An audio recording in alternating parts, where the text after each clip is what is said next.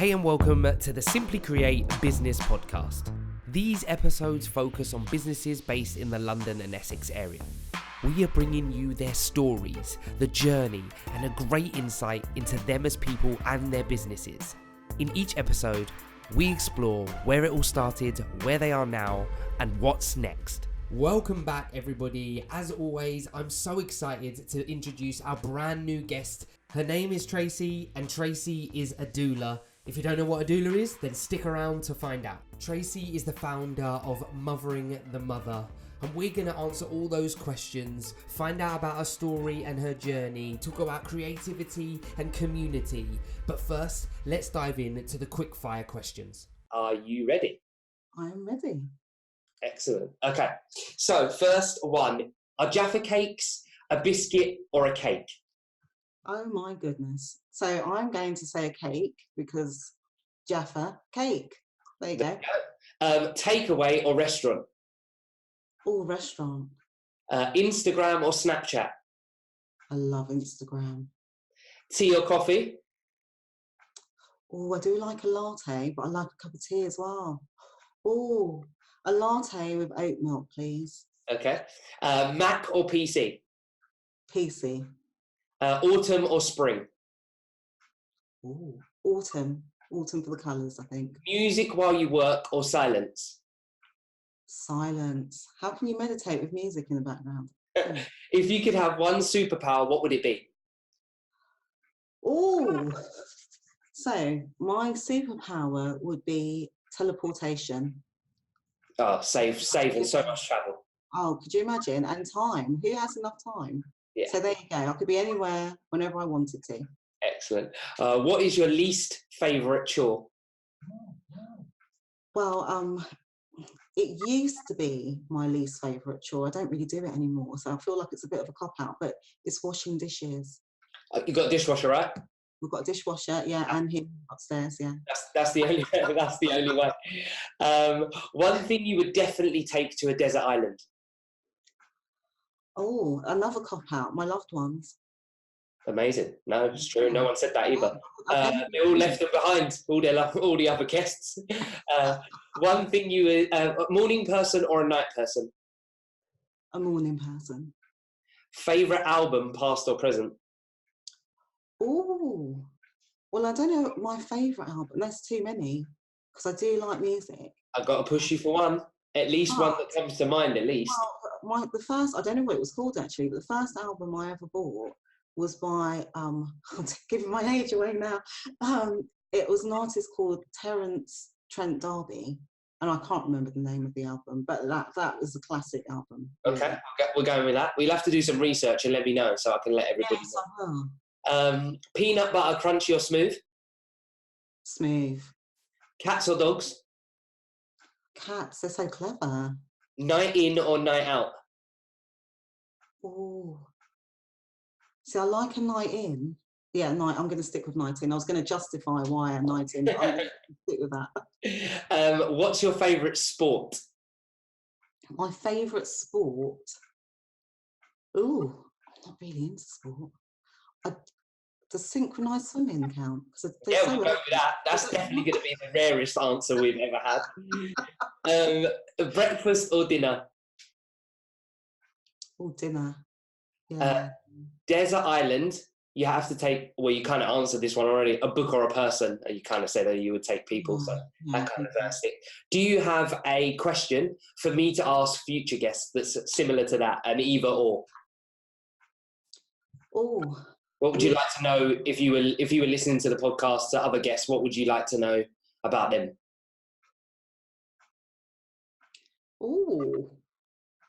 Can I think about it as I'm talking? Definitely. Can I come back to that?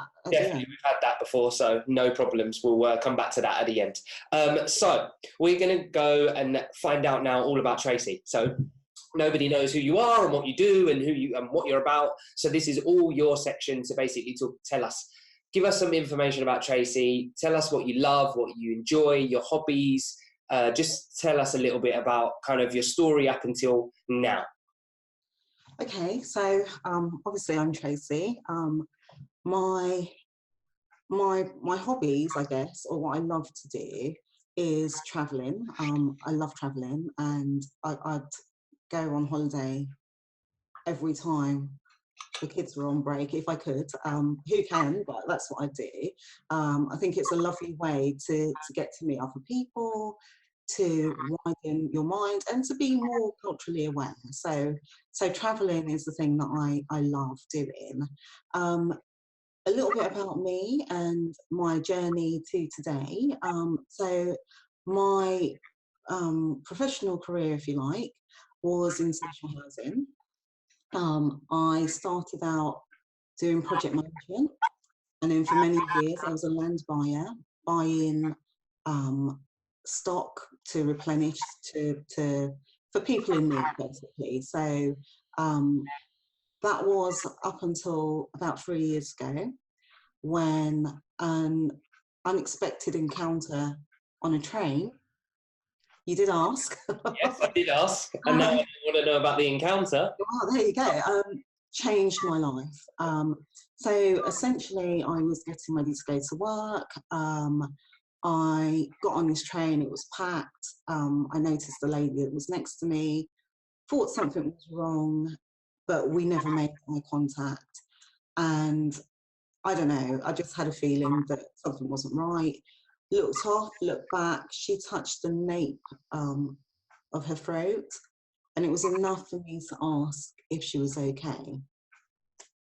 She said no. She was in the very early stages of her first pregnancy, and she wasn't feeling well.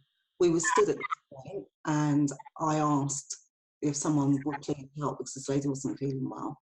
A few stops later, we got a seat together, and we talked and talked and talked, which I love doing, all about what it was like to be a working mother, some of the challenges that come with that, and what was a relatively long journey became quite quick. And I think that happens when you're in good company anyway. But so before I knew it, it was time to get off the train, and I said goodbye and I wished her all the best. And as I was getting up to go, she thanked me from the bottom of her heart, and I was just like, really, I haven't done anything. We've had a lovely chat. I wish you all the best. But it was such a lovely feeling. And anyway, with that, I went into work, and it was winter months. It was quite dark, quite depressing. You know, those dark mornings where the days are quite short. And as I walked into the office, the lady that sat next to me said, "Oh, hello." She said, "Well, you know, what have you been up to? You've got a spring in your step." So anyway, I went on to explain and just describe this encounter on the train, and what a good feeling. You know, it's really nice when you help someone and it doesn't feel like you've helped, you know. And so that was that. I parked that, thinking it was the end of what was a nice morning, and, you know, didn't think anything of it. Fast forward a couple of months. So bearing in mind, I hadn't exchanged numbers with this lady or anything. So it's half term. And when you're a parent, these half terms come around really fast. There seems to be lots of them. And at the time, my daughter would have been very happy to stay at home watching CBC all day. And of course, mummy was not having that. So I'm looking on Eventbrite, as you do, for something for us to do that's going to get us out of the house. Yeah. So in looking for something for us to do, an advert came up, and it was a charity, and they were looking for volunteer doulas. And what they would do is they would train you, and you had to give a few hours each week to support women that wouldn't otherwise be able to access the service. So, of course, I'm reminded of this encounter that I've had, and I was like, oh my goodness, I could do this, you know. And it's really bizarre because sometimes life happens and we don't know why. And had I not met this lady on the train, I actually don't think we'd be having this conversation now. I honestly think that I probably wouldn't have even noticed the advert. I would have just kept scrolling or flicking or whatever I was doing at the time. Definitely a powerful life moment right there. Definitely. And so I can honestly say I've not looked back. And so I went on to be trained. Whilst I was studying, I used to leave work so my partner does youth work after the day job. Mm-hmm. And so once a week, I leave work to meet him at the station. Our little one's in the car. We do a Krypton factor exchange. He goes off and I take our little one wherever we need to go.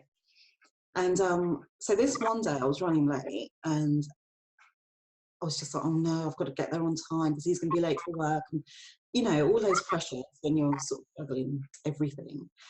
And I get on this train and it's packed, but there's one seat. And I don't know about you, but I'm like, no, this is too good to be true. And so I kind of very gingerly make my way over to the seat, expecting that balloons are going to pop and I'll be on candid camera. Do. And anyway, I get to the seat, I sit down and nothing happens, except I look up and there's this lady that I'd helped months earlier. I'm so glad that's the end of this story, because I was like, please tell me you bumped into her again. And so by this time she's showing, she looks radiant, and we exchanged numbers and we're still in touch today, and it's been lovely. Great. Yes. But I still say to her, had I not met you on that train, this would not have happened, you know. And so I think, you know, she didn't think she was going to change my life. I didn't think I was going to make a difference that day. But here we are. So tell everyone, because this is a great segue, it's like you knew what was coming, what this is. What this? So having studied, I continue to do the volunteer work, which I absolutely love. And I still help them out when I can. But in my heart, I knew that this is what I wanted to do.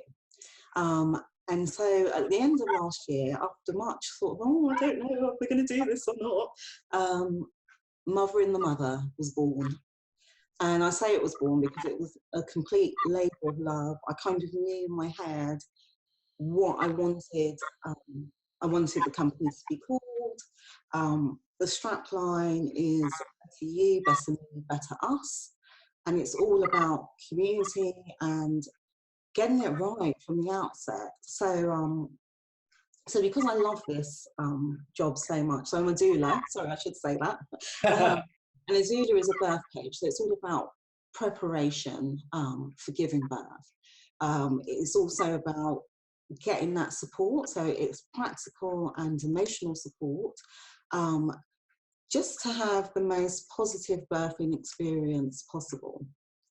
So as part of that, we'll look at infant feeding, place of birth, type of birth, the birthing environment. When we talk about practical things, you know, often people don't know what to pack to put in their bag.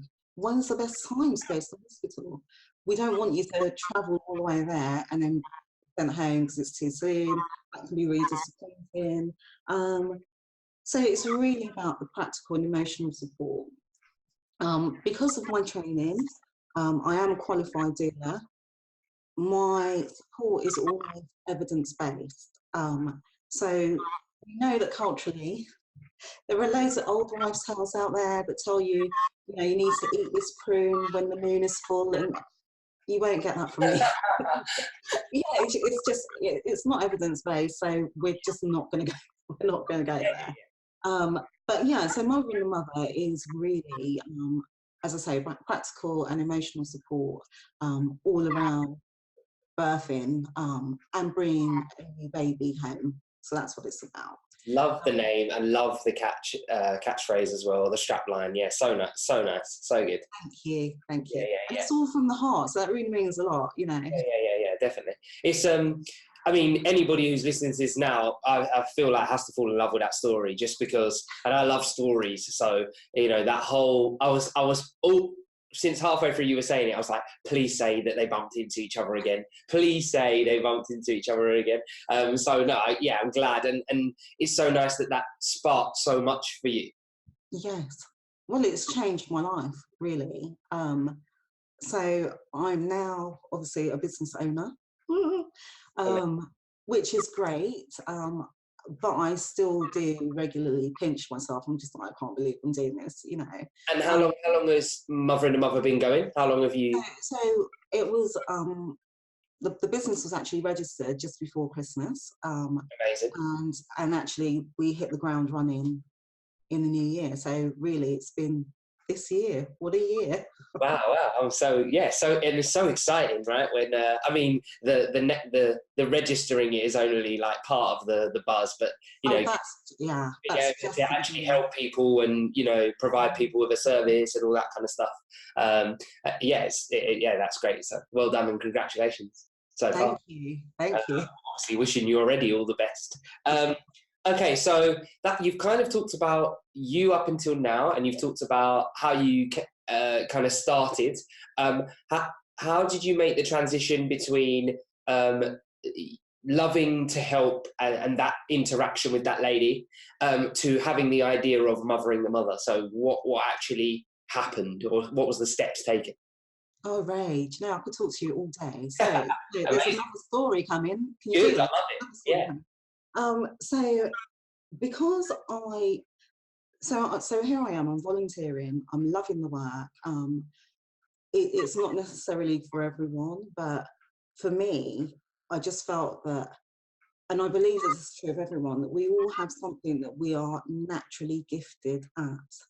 And if we're lucky in this life, we will find it and we'll feel really passionate about it, and it doesn't feel like work. So there I am. I'm working full-time. I'm squeezing full-time into 4 days, as you do. And then on the day that I didn't go into the office, I was doing this volunteering.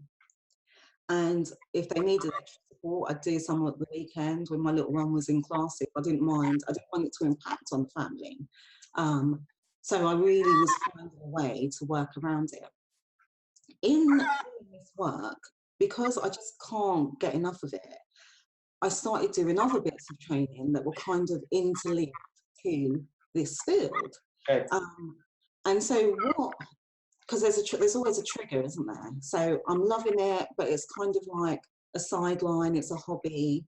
But how does this then become a business? That was the question I was asking myself. And so I'm doing a course, and it's all around perinatal mental health. Okay. Which is huge at the moment, and rightfully so. We need to talk about these things more. And the tutor at the time asked the question of the class that, you know, that there's a high level of, the highest rate, of suicides is mothers postnatally. And who do you think these groups of women are? So I very boldly put my hand up, as you do, to answer the question. And I said that I thought it was probably going to be the women that I was supporting, because I was supporting vulnerable women. Yes. And the tutor said, no, it's not vulnerable women. It's actually middle-aged women that have had their first child, maybe had a very successful career, and suddenly the life has changed so much that there's feelings of isolation, maybe even the guilt that they're not able to do it, and it looks so natural for everyone else, and not being able to express that. And this is the group, so it's professional women. And for me, that was like, oh my goodness, you know, I know what I'm doing is great. I know that it's wonderful, because you see the transition immediately.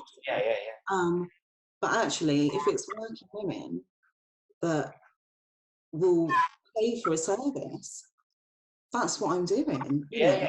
So today I get to live the best of both worlds, because I still do a bit of volunteering, plus I'm helping women that maybe would be reluctant to go and ask for help. So, you know, I provide a service there. The other thing as well, because again, when you find what you love, you start thinking, oh, that's interesting. And I think I'll have a look at that too. Opens other doors, yeah.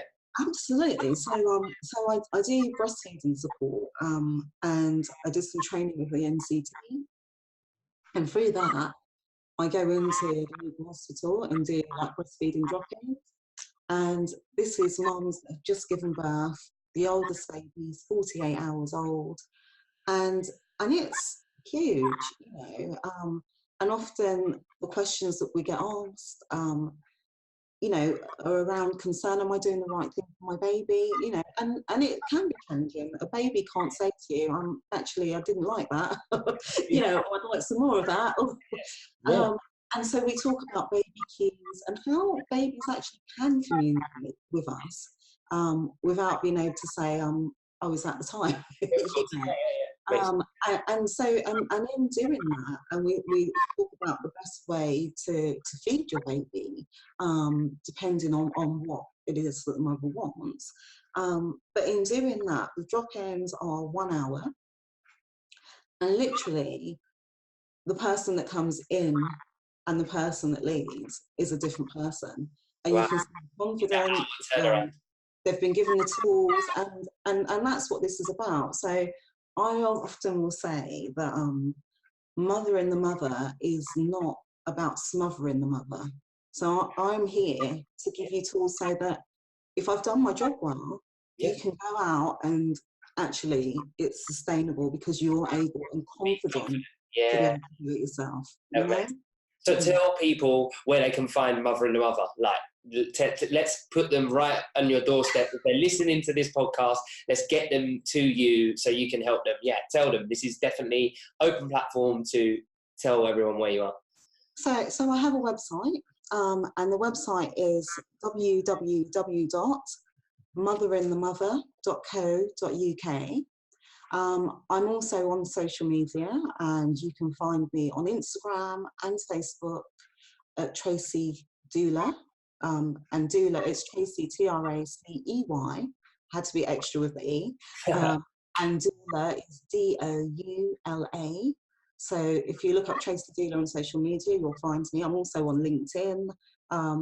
Just really trying to get out on as many platforms as possible. Of course. And I suppose, and it's been wonderful because I'm doing a job that I love, but I'm also, as someone called me an entrepreneur the other day, that's a big word, but as an entrepreneur, I'm learning so much. So, social media, this time last year, I had no social media. And I'd got to the point where I was like, oh, I'm so over social media, having just been introduced to it. Hello. And actually, I'm finding that people are contacting me, having looked at the website or via social media. That's the way it can work. Yeah. Yeah. And I didn't actually believe in social media. I was like, well, what is this? And sometimes it's still a bit daunting, but I'm finding my way, and it's been great. So I've got all these extra skills that I didn't know I had, and that's been wonderful. So if anybody's listening to this, if you're not going to, send Tracey an email, then at least go and check out all of her sites, all of her social media stuff, so you can at least find out what she's up to, and then you can definitely go from there, because it sounds so rewarding at the same time. Like you said, you just kind of found the place almost that you sit in terms of how you can help people and help mothers and families, I'm assuming, because by helping the mother you're helping the whole unit, hence the us at the end, right, of your absolutely. And I always say that if you are well and you take care of yourself, because often when I'm talking to especially new mums, and it's a bit naughty, but I'll say, well, so far as your baby's okay, you're okay, and they're like, yes, and I'm like, no, you have to be well to look after your baby. And so that's a mindset as well, that if we want to be the best that we can be, not just for ourselves, but for the people that we love, we have to take care of ourselves first. And that's difficult when you've got a really fragile looking baby that depends on you fully. But it's really, really important, really important. So you mentioned being called an entrepreneur, Yes. which is definitely what you are. But getting to this stage in your business, could you talk to anybody listening about your personal business struggles so far, or a struggle that you're currently having? And one of the reasons I ask this question is because there's this whole, what seems to be sometimes a picture that people paint, that one day someone wakes up, they have an idea, and tomorrow, the day after, they've got this flourishing business. And anybody who's actually involved in trying to do a business knows that there's a lot to go, and a lot of process, and a lot of things going on. So when I ask this question about the struggles, it's more to point out, one, hopefully there's someone out there that might be able to help you if it's something that you're still struggling with, and also so people can understand that, yeah, there's some things that are tough and you find hard to navigate and get around or do. Mm-hmm. So not so much a struggle, because I think I'm getting better at this particular thing that I'm about to say. I can't even say it. And I suppose the biggest thing is, so two things really. The first thing is the transition from working for someone where you know that this is your set amount that you receive each month, come rain or shine. Yeah. So that's massive. And also working, as a senior manager, I had a team, I could delegate and all of that. And there are days where I get up and I love a list. Oh my God, I love a list. So I'm always writing lists of things to do, to keep on top of things. And there are times where I get up and I think, oh yeah, that needs doing. And then I realise that actually, yeah, and it's me. There is no one to delegate to. It all comes back to me. But I think it's been good, because I've really pushed and stretched myself in ways that I didn't think was possible. Mm-hmm. I think as an entrepreneur, as a business owner, the book does it starts and stops with you. But I think the biggest, for me personally, the biggest challenge has been, because I am the business and I'm the face of the business, that self-promotion. And I kind of at first really kind of struggled with that. So if you said to me, oh well, what is a doula? I could tell you all the health benefits, all the research out there, all the statistics, but that's like kind of separate. Separate from it.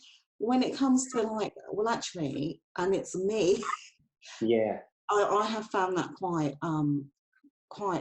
challenging. And as I say, I am getting better at it, and predominantly because I love what I do. So when I talk about it, I don't necessarily talk about it as coming from me. I talk about it as something that I do, and that I love to do. And I think people pick up on the passion. Definitely. I can tell that already from the podcast, without a doubt. And you coming on the podcast is obviously a step to doing that, to broadcasting some of this out there, and taking that step. So, and I think as well, I mean, there's been lots of things. So, obviously getting a website together, social media, Facebook Live interviews, a podcast. These were all alien to me. They were things that other people did. And I was like, oh my gosh, that's so amazing. That's so brave. And guess what? I'm doing it now. So, you're a brave one now. Honestly, and if I can do it, I think really, if you want to do it, go for it, And again, I think there is a difference between finding something you love to talk about, though. If you love what you do and you love what you're doing, talking about it actually comes a lot more easy. And yes, I know there's a camera or a mic involved, but actually, after the first few minutes, you get lost in what you're talking about anyway. So yeah, definitely anybody, that's great advice. Anybody, you kind of got to chuck yourself in it a little bit, but if you really love what you do, you'll find your way anyway. And Ray, honestly, I'm a shameless workaholic. I mean, I've always been this way, and I'm working harder now than I've ever worked, but it doesn't feel like I am. Does that make sense? So it's sort of kind of contradiction, but that's how I feel. Really, Amazing. What do you think at this stage is your the most unique thing about Mothering the Mother, your business? So I think that I'm quite an ordinary person. So often, you hear, oh yeah, you're doing all this yoga, or you might be doing this hypnosis, and that's all great. But actually, I always say that, if you're working with me, it's like, really, it's quite informal. So you'll learn a hell of a lot. But it won't feel like it is, because it's just really in conversation. I do like lists, and I do like doing forms and fancy bits. I like to leave a bit of information, so that there's time to digest what we've covered, because we will cover a lot. But the way that I work is, it would be like meeting a girlfriend for a latte with oat milk, and having a chat. And so you won't feel that it's heavy, but you will come away knowing that you're much more confident in the knowledge that you have, and that you're able to make informed decisions. So I won't make any decisions for you in the work that I do, but what I'll do is I will give you evidence-based information so that you can make informed decisions. And that's so empowering, so empowering. I think it also stems back from your original story. You were able to have a conversation with someone in a scenario like on a train, and build that rapport and connection almost instantly, to be able to help them in a way that you didn't even feel like you were actually actively helping. You were doing what you were having a conversation because you cared and loved to talk about it, and that inadvertently helped. So I think that's a real skill. I mean, if you think about even, a lot you've talked about already, like mental awareness and health and stuff, but obviously anxiety, people and approaching people is obviously one of those things. And you kind of naturally have that, not only have that, well, from your story, have that, and then you're able to give information to help them in the, you just met that person on a train and managed to do that. So that's great. Don't lose that. I'm sure you won't, but keep hanging on to that. We'll be getting right back into the interview in just a moment. We just wanted a chance to say thank you very much for listening. If you're not already, please subscribe to the YouTube channel. Also, we'd love to hear from you and your thoughts on the podcast, so please make sure you get in touch on any of the social media platforms. And finally, if you're listening to this in an app, please don't forget to rate and review. It's really appreciated. Right, straight back to it. So we're going to move slightly on to kind of the present day a little bit, with a few different conversations and some things you've already touched on, which is really nice. So the first thing is how do you work or support your local community, or your community as in your industry community? You've already talked about a few things, so I'm sure you'll find this really easy to answer. But I'm really big on I'm based in Redbridge, and actually Redbridge businesses helping Redbridge businesses, and Redbridge people supporting us and trying to build a real community around the businesses there. So I asked this question both from the industry point of view, as in as a doula, and also as Tracey in her own community. Yes. So for me, I mean, as I say, my whole working history has always been about trying to find ways to give back. So whether it's housing, whether it's people in need, whether it's vulnerable women that are pregnant, or actually I think all women that are pregnant are vulnerable, because it's a vulnerable period of our lives. Definitely. But for me, I cover all of London and adjoining Essex areas is what I say. So, because it's quite, I mean, London's quite easy to get around anyway with public transport. I drive, so it's quite easy to drive around. I spend a lot of time in Redbridge anyway, just historically doing my taxi job, and I'm not a mum, I'm a taxi, so I'm taxiing my little one backwards and forwards. We do a lot of classes and stuff there. And also our schools are there as well. So there's a lot of sort of feeling at home, I guess. So another way that I work with the community. So next month I'll have a stall at a wellbeing event. And that's it. It's a wellbeing event. So I'm going to call that, I'll get my glasses out, it's a mindfulness on the green, and that's going to be in Chingford. It's a free event, people come along, and it's really about well-being, how to keep ourselves well, and how to really connect with one another. We're not meant to be alone. And when we come together, amazing things can happen, and we know that. Agree. So that's one of the things. On a much broader and wider spectrum, when we look at where we are now, obviously I have to talk about the NHS. I love the NHS.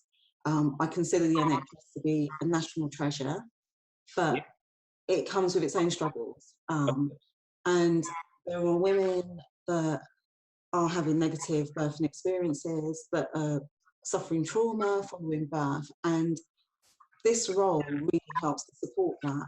So I sit on a group in a couple of boroughs where it's all medical professionals. Anyone that deals with maternity, that's in the birthing world, can come together. So, you know, we'll have midwives, obstetricians, doulas, obviously myself, mums, anyone can come, and we talk about how we can improve on maternity services. And one of the things that I always say, which is radical but really makes complete sense to me, is we need to do more to support the midwives. You know, they're working really long hours. You know, the shifts go on forever. There's huge responsibility on their shoulders. And actually, we know that those encounters with women when they're at their most vulnerable can be life-changing in a positive, but also in a negative way, depending on how that encounter unfolds. So I'm all about, you know, as far as I'm concerned, I'm there to support the mother and her loved ones, but also in supporting that, I will bend over backwards to help that midwife that may be feeling a bit tired that day, or may have had a long shift, or maybe a difficult birth just before our one. So I think it's about working together and really trying to harmonise and actually have a joint end vision, if that makes sense, you know? Yeah, definitely. You know, collaboration in various roles can be so rewarding when you get it right, and you won't necessarily get it right straight away. Have to work at it, and you have to keep giving feedback and you know, take on board bits and pieces from each role. But yeah, I definitely agree, and I too am a massive fan of the NHS, but really do understand that it's got its difficulties in lots of ways, and because of its difficulties, I often take my hat off to the people even more so, because they're not only doing a job that they want to do and all that kind of stuff, they're doing it under so many more, you know, rules, regulations, cuts, all that kind of stuff that we all have to, that we have to kind of, you know, admire. Well, I think so anyway. Definitely. And we're all human, you know. So yeah, exactly. You know, everyone gets tired. Everyone gets exactly. Everyone has bad days. You know, and not, you know, no one can consistently go at 100%. It doesn't work like that. So yeah, definitely agree. Similar question, but kind of flipped. What do you think that the community can do for you? That's you as in a business owner, that's you as in mothering the mother, and you as just a person. What do you think we as a community should be and could be putting back into helping others, really? Oh, do you know, I think that... I know there's loads we could be doing, obviously. Yeah. How long have we got? So it's just the times that we're living at the moment. We've got a flip side where there are people that are very conscious and very aware of what they're doing to their bodies and what they're doing to others, and I love that, and they want to do better, and that's great.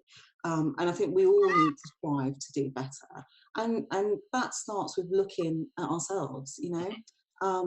And then the flip side to that is that we have, you know, quite a lot that's going on, and things that are negative and from quite high up, that influences everyday communities. And my view is that, you know, we have a duty to say, no, that's wrong, that's not right. And so, you know, communities, I help people, that's what I do, that's my bread and butter, I help people, you know. But we need to help one another. So even when I go out, so I do a lot of networking as well. So when I'm not supporting mums, I'm out meeting other business owners. And I always want to know, well, what is it that you do? Is there any way that we can collaborate? Can I recommend you to someone that might need? So, and I've met wonderful people. Obviously, I've come from a completely different field into this field. Mm-hmm. But I'm looking at reflexologists that work with babies, pregnancy massage. So these are all connections, so that no one person will have the answer to everything, and we don't expect that. That's too much pressure for anyone. But if we all come together, there are things that we can do to support one another. So I'm doing this, I'm going to have a stall next month at this mindfulness event, and I've contacted people and said, look, this is really great. It's right up your street. Are you going to be there? Come along, have a stall. Get the word out. Yeah, exactly. Yeah, definitely. I agree. And I think what's really interesting, what you talked about, and kind of how I relate, and actually does kind of tie into my next question, I think, which is, you've talked about collaboration and helping others, and give, not everybody has the answer. So if you meet someone that you don't necessarily think was in your field, but have a conversation, you could end up borrowing something from their field and to apply it to your business or to what you do, which is great. And again, I think that's where we can really start to support each other more. We just have to kind of look and be a bit more open to wanting to, and also, like you said, being better at doing it ourselves, I think. Yeah. With your job, so my business is called Simply Create. I'm not going into all of that at the moment, but one of the key things I think is key in everybody's business, and again, I'm up for debate on it, but this is why the question's going to come at you, is how important do you think creativity is in your business or as a business owner? Very important, very important. So, like I often say, or when I first started out, do you remember I was saying about actually promoting Tracey? I kind of struggled with. Mm-hmm. And one of the things that very early on I said was that, well, actually, I don't make anything. But actually, you cannot create anything bigger than a life. And that's what I'm helping. I'm helping to bring life into the world. So, wow, creativity is really important, really important. And understanding how we work. So as part of the work that I do, as I say, I mean, I do a lot of sort of self-care with the women and the families that I support. And it's not just mothers.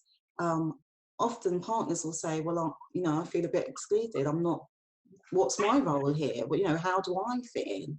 And just talking about those roles and how they can support one another, work together, get involved, so that there aren't feelings of isolation.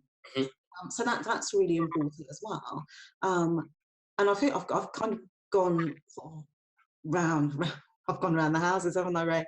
But it is important that we are aware of how we feel. So in terms of it's maybe not creative as in creating something, but one of the things that we do as practitioners to keep ourselves well is reflection.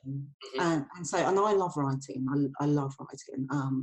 So we do like reflective practice, and so my way of reflective practice is to actually write down how I felt about that, what I do differently, and it's a way of continued development, and you have to be creative to a point to be able to actually really look at yourself and say, well, actually that works really well, but in order to take it to the next level, I could do that.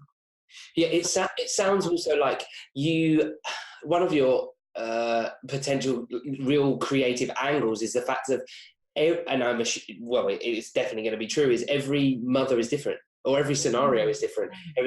And so how you approach it is going to be creative, because you might have to approach it in a completely different way into which you've approached the last person you were helping, and etc. And that's a real creative skill, being able to adapt to the type of person and scenario that's put in front of you. So, and I often say, look, there's no question, there's no such thing as a stupid question.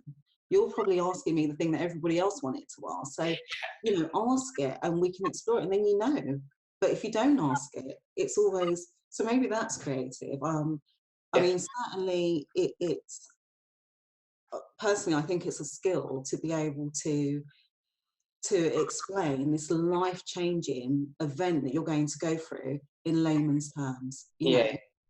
And often, you know, if we go to hospitals or you know, medical professionals, some of the language can get lost because it obviously that's their field. But for me, it's breaking it down and making it so that everyone can understand, well, that's what we mean when we say that. Definitely. Sounds great. So up until now, so your business has been going for what, 8 months now officially, obviously been developing for a long time now. What has been the most successful approach for you in getting people involved in Mother and the Mother? So advertising wise, or how have you built your service business in that way? So as I say, I didn't know anything about social media, but social media has been a really good friend to me. So thank you, social media. That's been good. I think having a website has been really important as well, because people will often ask, you know, do you have a website? Where can I find out more about you? And I'm quite happy to talk about this till the cows come home, really. Of course. But often there isn't that time, you know, if you're passing whatever. So, you know, it's been really good to be able to say, well, look, there's my card or there's a flyer, and it's got all my details on it. You know, and you can contact me. Obviously, it will have my number, but people can actually have a look and see what I'm about. So I think that's been really useful. And networking has been just great. I think that there's a whole different world of people that I've met that I just wouldn't have met had I not been doing this. So for me, that's been fantastic. You and I for a start. I said you and I for a start. We met and networking. Yes, definitely. This is the highlight. Yeah. No, but I agree. The two things you've said there as well. One thing that will probably never change is word of mouth. So the networking part, talking to people, getting them to understand you and as a person, and getting their buy-in to the person investment in that, and social media, which I believe, again, others don't, is actually just a digital version of networking if used in the right way, because we can start that conversation off online, but actually pull it offline and carry on with that face-to-face and that real connectivity. So two things that you mentioned, I actually think are spot on for me as well. So great. Moving on to the last section, which is the future. So what are you most excited about for the future? So my journey has been, I suppose it kind of started with an emotional connection. And a lot of what I do still is based on that. And I love that. But I suppose I feel like, you know, this is the best thing ever, and I want the world to know about it. And so, you know, the future, I'd like to be in a publication of some sort. I'm actually currently working at doing some collaborations where, you know, just like the wellbeing event next month, but where, you know, I'll be doing sort of workshops and talking to people about what we do, and it'll be sort of a panel of different experts. So again, just getting the word out there. The biggest challenge for me is, you know, if someone's anxious or they're unsure, is just really trying to normalize that, because we all have times like that. You know, we all have feelings and moments where we're perhaps not at 100%, and that's okay, you know. And I always say it starts with a conversation. So for me, it doesn't necessarily have to be Mother and the Mother. You know, I always say I can't change the world, just little me, but I can make a difference one family at a time. And you know, I want to continue to do that, but I'd like it to be more than a family. I'd like it to be a community at a time. I mean, wouldn't that be wonderful? That'd be amazing. It'd be amazing. And do you see that, obviously not necessarily right now, because it might not be something you thought of in the immediate future, but in the future, growing Mother and the Mother, so there being more people to support within the bubble of Mother and the Mother? Yeah, so my I have a dream. It sounds like a famous speech, doesn't it? But I do have a dream. My dream is to have a central hub, and in that central hub, it almost it's not defined by, but it tells the story of a woman's journey. And so for me, and when I say a woman's journey, it doesn't mean that it's exclusively for women. I think that men need to get on board and be part of this education. Makes sense. So for me, I think that there are things that we need to cover and that we should know automatically. And so, like, when I talk about breastfeeding and breastfeeding support, you know, it's no wonder that we will struggle to breastfeed if the first time that we've ever experienced or seen or had any action of breastfeeding, if you like, is when we breastfeed our own child. I mean, so you've never spoken about it, you've never seen someone do it, you've never talked about it. You know, it's not going to be natural if it's not something that we're even aware of. You know, and so for me, it's about education. So my hub would be a central hub where things that seem to be, and I don't, it's crazy that they're even considered to be severe, but stuff like the menstrual cycle, how to conceive. You know, a lot of people don't even know how to conceive. It just happens. You know, it's like magic. But you know, but even that, menopause, pregnancy and labour, how to nurse your baby. What are the benefits? Why do we go through these cycles? I would really like to have a central hub where we all come together and we can openly talk about it, and it's not something that's sort of hushed whispers. Open conversation about all those things, and learning from each other, because obviously when you talk, you start to understand. I agree. I mean, that's a great, and I think that's a great thing to you know, aspire to achieve. And how far you've come already, I'm sure you're well on your way to put in little bits and pieces in place so that you can make that happen. Well, I hope you are anyway. A couple more questions, and they are a bit kind of more business focused, but this is potentially to help other people that might be thinking about starting a business from somebody who already has. So hopefully just a little bit helpful. So one, is there a product, a tool, an app, something that you use on a regular occurrence that's really helped you be productive in your business, or really helped support you? Yeah, so I mean, I've talked about the website, I've talked about social media, so I'm going to hit you with a new one now. Beautiful, love it, that's it. So as I say, I mean, I like to write, so I'll do blogs and posts and whatever else, but we all have our pet hates, and my pet hate is if I'm reading something and it's got loads of typos in it, because I just think, really? Don't read any of my stuff then. I would say I'm not a writer, but yeah. But well, I found this tool, and so what I do, that there's two tools that I use that are really good. One is I don't even know what it's called because this is all new to me, but it's a speech like activator. So you talk your message or your post, and it types it all out, and then all you do, we go in and you can read it and you can put in your grammar and whatever else and punctuate and whatever else.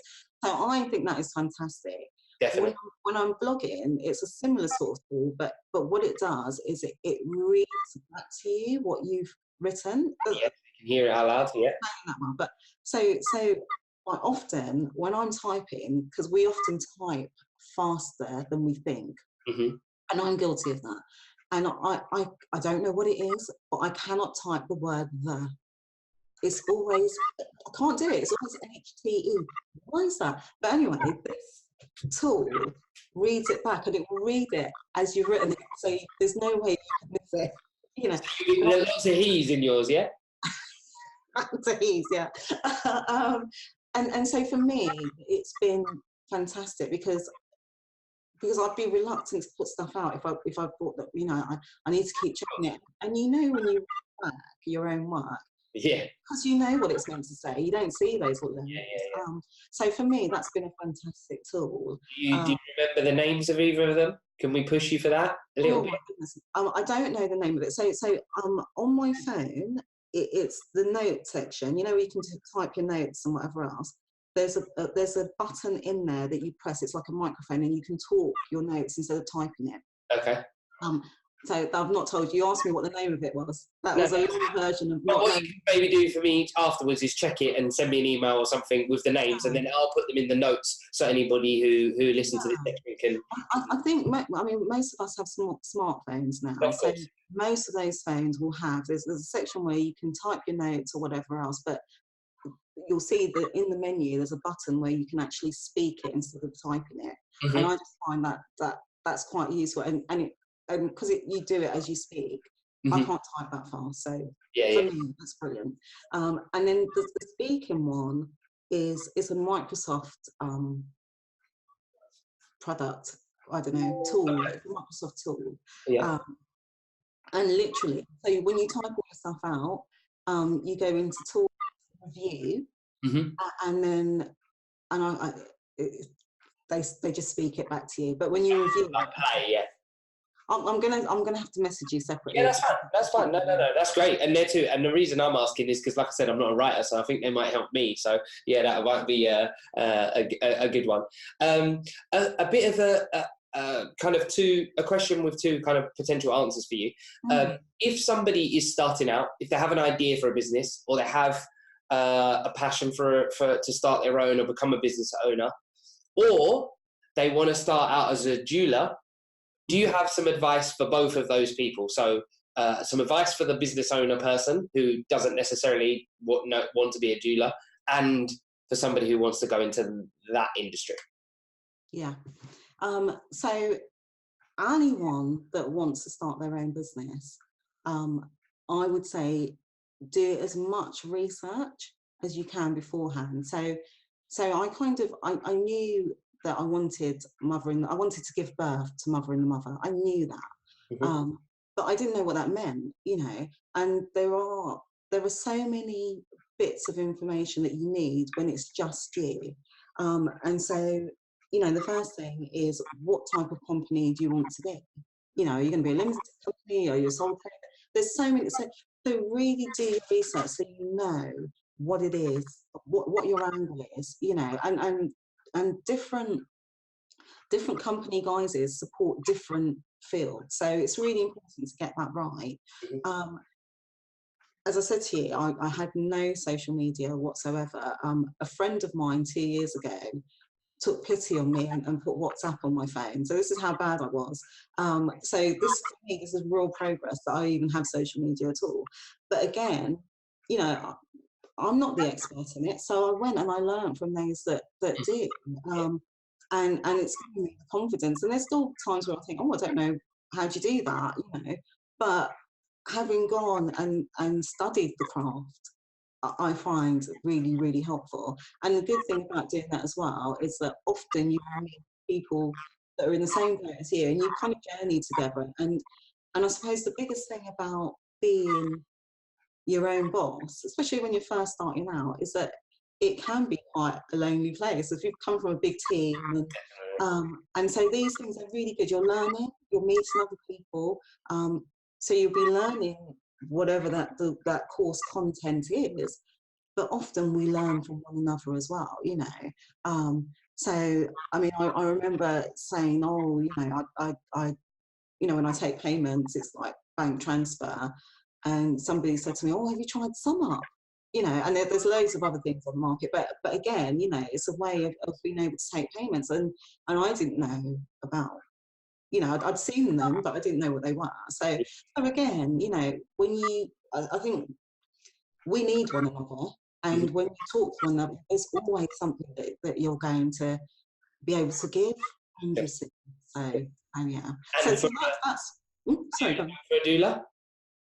Yeah, so I was going to say, that's for someone that's starting out, and that goes for whatever you want to do. Of course.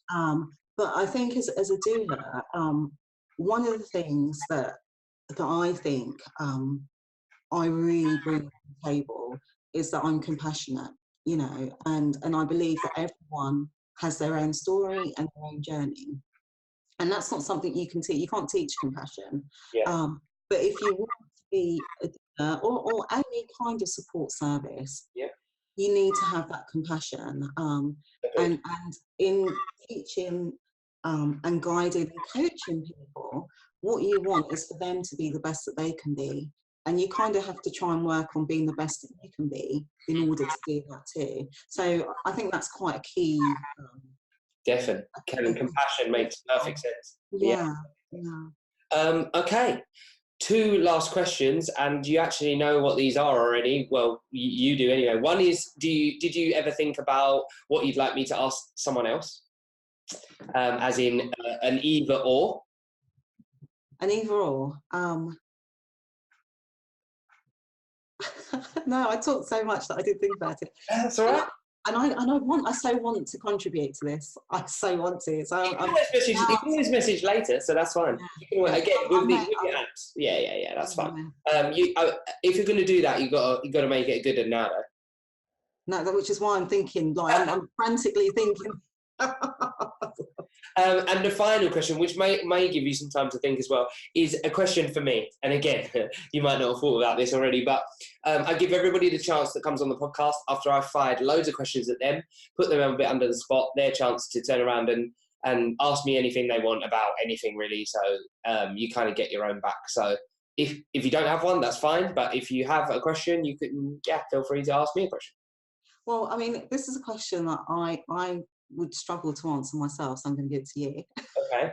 But it's one I always like to hear people answer. So my question to you, Ray, is what advice would you give to the younger Ray? Good question.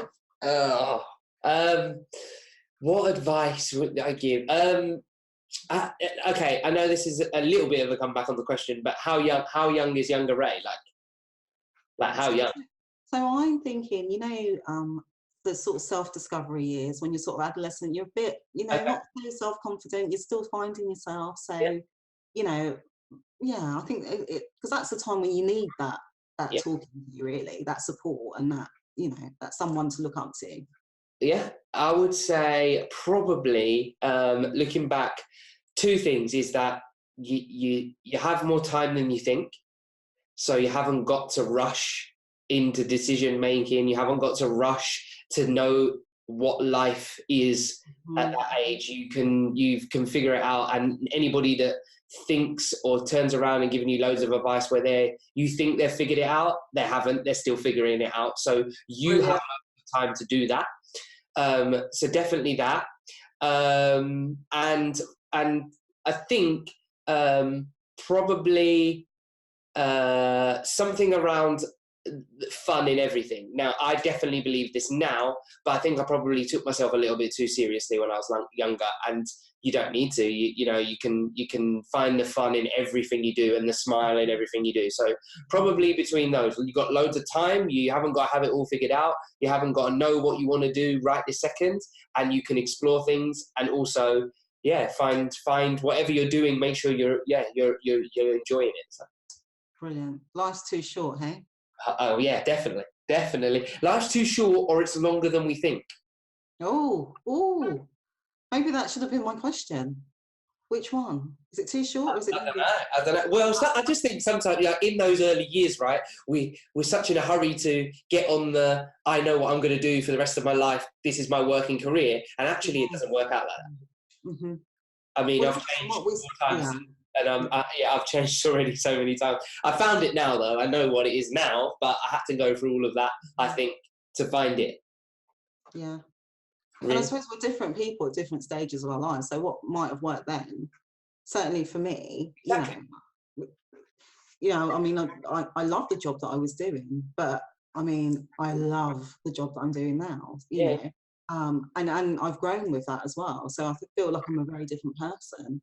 Even though it's not that much time that's passed, if that makes sense. So. Well, it's the same for me. Like, I'm really now involved in social media. I'm really involved in video, brand, and those things were only just starting out when I left university. Mm-hmm. So I didn't even have those tools to be able to do that. And also video creation, not everybody had video on their mobile phone then, and now they do. So the times have changed to allow me to explore and do things that I want to do as well as me as a person. Brilliant. Tracey, it's been absolutely, I literally, the way you started this podcast, you pulled me straight in. Thank you very much for your time, because I know time is really precious. You've been great. I really do hope that people listen to this, and especially families and mothers that potentially could use your service, because I think that what the sound of it sounds great. I'm already thinking, do I know anyone that's due or expecting or having babies? So I really wish you all the best with your business, and I hope we obviously stay in contact as well. But yeah, is there anything you want to say to anyone as your parting words? Well, Ray, obviously I want to say thank you, because this is my first podcast, and you've made it feel very relatively easy. It's quite straightforward and relaxed, and that's a skill. So thank you, and thank you for even entertaining me for this period of time. Because it's all a pleasure. Excellent. Thank you very much for your time. Yeah. And I suppose, you know, we've talked about connectivity, and the work that I do is with mums, but actually, you know, and their families, but we're all connected in one way. And I think if we keep that at the forefront of our mind and try to do better, we can, you know. And I suppose I'd like to end on that note. No, that's a great note to end on. So thank you very much, Tracey. Thank you so much. Thank you, Ray. Thank you for listening to the podcast. We hope you enjoyed it. Please make sure you subscribe to the channel, leave a review, and any comments with any feedback would be much appreciated.